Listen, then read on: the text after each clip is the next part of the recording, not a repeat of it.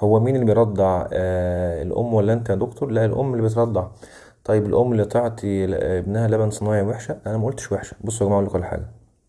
انا بحكم شغلي وبحكم دراستي بنقل لكم افضل حاجه للام، سواء في الرضاعه او في غير الرضاعه في صحه الطفل.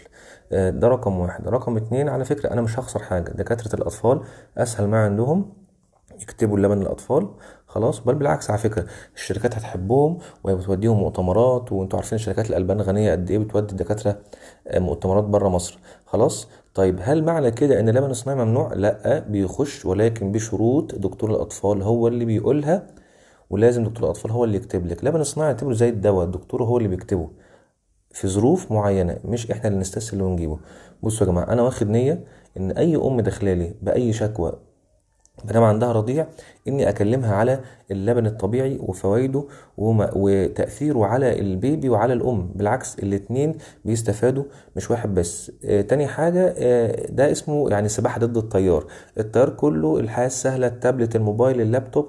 فاللبن هو لسه يعني هيضايقك، يلا لبن صناعي على طول.